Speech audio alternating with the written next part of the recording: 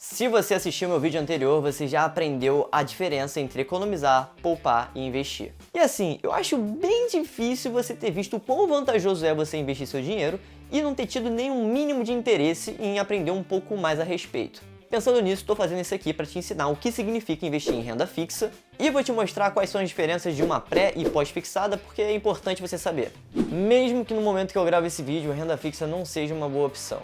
Mas, querendo ou não, ela é um investimento conservador e pode sim ter alguém que se sinta mais seguro começando a investir por ela.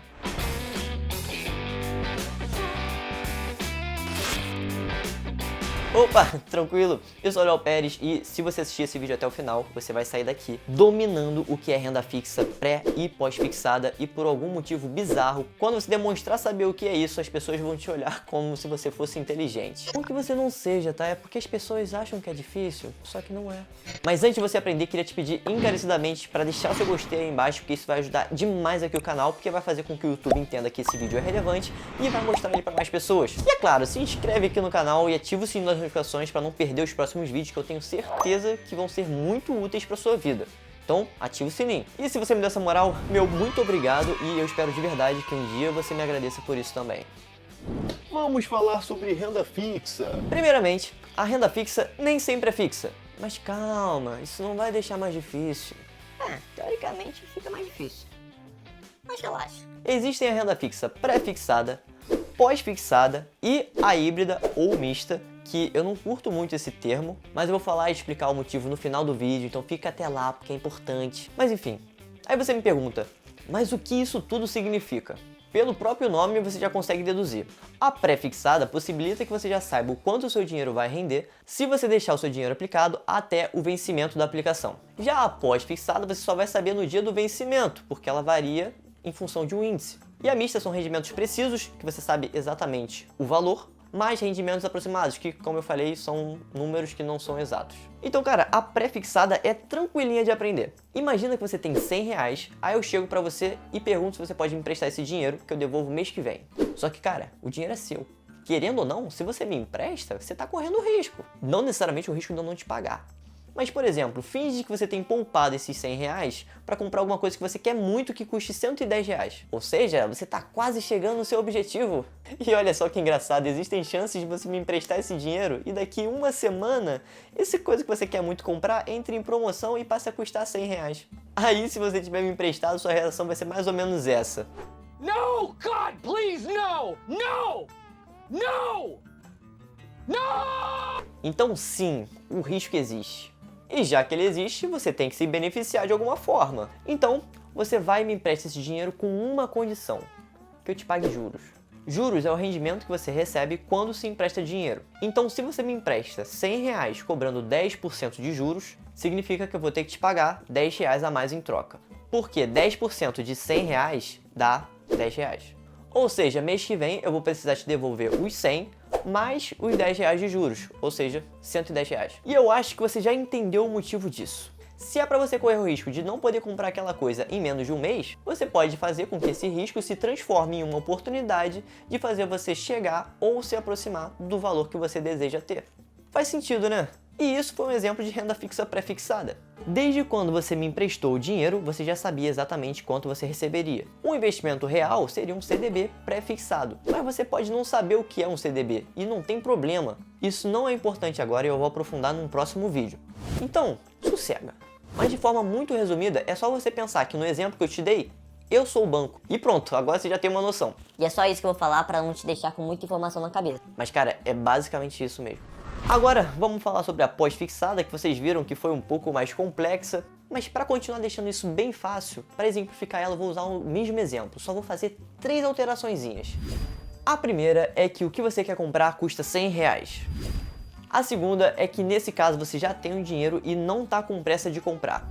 E a terceira é que em vez de eu te pedir emprestado por um mês, agora é por um ano. Então, cara, quando eu te pedir esses 100 reais emprestado, você deve pensar numa coisinha chamada inflação. Inflação, da forma mais simplificada, é o aumento do preço de um produto ao longo do tempo. Como vocês sabem, a cada ano que passa, determinados produtos vão ficando mais caros por causa da inflação. E para ilustrar isso, eu peguei esse print que fala que a inflação de 2019 foi de 4,31%. Ou seja, o que você queria comprar por R$100 no início de 2019, você precisaria ter R$ 104,31 para comprar a mesma coisa um ano depois. Só que não dá pra gente ter certeza da porcentagem da inflação durante o ano, só no final do período. Então você me empresta os R$100 e os juros que eu vou te pagar vão ser determinados em função da inflação. Pode ser que daqui a um ano a inflação desse período seja de 3%, 10%, 17%, enfim, qualquer outra taxa. O que importa é que o seu dinheiro vai render em função dela. E olha que maneiro, existem 3 principais índices que são usados em investimentos pós-fixados. E um deles você já sabe, que é o IPCA. Talvez você não saiba, mas o IPCA é exatamente o exemplo que eu dei. IPCA é só uma sigla que quer dizer Índice de Preços ao Consumidor Amplo. Ou seja, é o índice de inflação que eu falei. Tu não precisa decorar o significado da sigla, é só você pensar IPCA igual a inflação.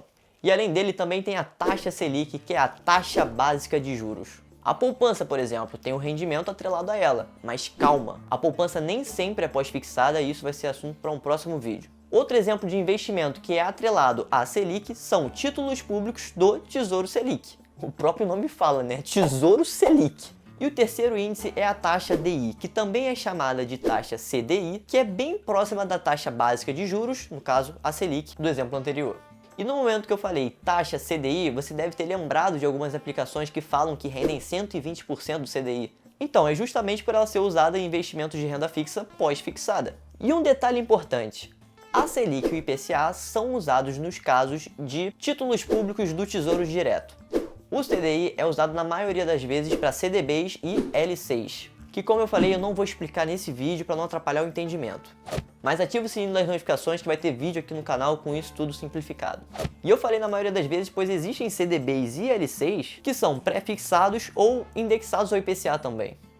Enfim, o CDI é uma taxa de juros que os bancos usam para emprestar dinheiro entre si. E é só isso que eu quero que você saiba por enquanto. E eu vou te dar mais uma informação, a taxa DI geralmente é bem parecida com a taxa Selic. Então se você vê uma aplicação que renda 120% do CDI, isso significa que ele provavelmente será mais vantajoso do que algum investimento atrelado à Selic. Afinal, ele vai render 20% a mais aproximadamente. Então cara, se alguma coisa rende acima de 100% do CDI, você pode pensar em aplicar. Se ele rende 100% ou menos de 100% do CDI, é bom dar uma evitada.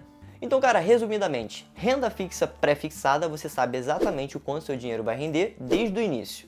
Pós-fixada, você tem uma ideia aproximada do quanto seu dinheiro vai render no final da aplicação, mas não é exato. E além dessas duas, tem a mista, ou híbrida, que, como o nome diz, é uma mistura das duas. E ela é mais comum do que a anterior, porque pensa, não é muito inteligente você investir o seu dinheiro para ele render o equivalente à inflação. Porque desse jeito você só vai estar preservando o seu poder de compra e não ganhando mais dinheiro. Então, imagine esse último exemplo, em que você não tem certeza do quanto você vai ganhar e coloca em cima uma outra garantia, só que essa é exata.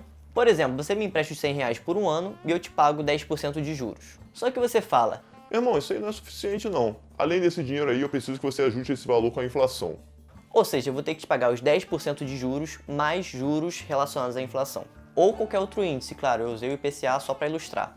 E cara, no final das contas, esse papo de renda fixa híbrida é mó baboseira. Porque a pós-fixada já significa que você não sabe o quanto seu dinheiro vai render exatamente. E na híbrida isso não é diferente. Mas eu fiz questão de explicar a diferença porque tem pessoas que usam esse termo e outras que, assim como eu, acham besteira esse terceiro nome e consideram ela como uma pós-fixada mesmo. Cara, esse vídeo foi mais longo do que o necessário, mas a ideia foi justamente você conseguir aprender de verdade as classificações da renda fixa e nunca mais esquecer. Se você chegou até aqui e conseguiu aprender alguma coisa, comenta aí embaixo que você aprendeu, isso vai te ajudar a fixar.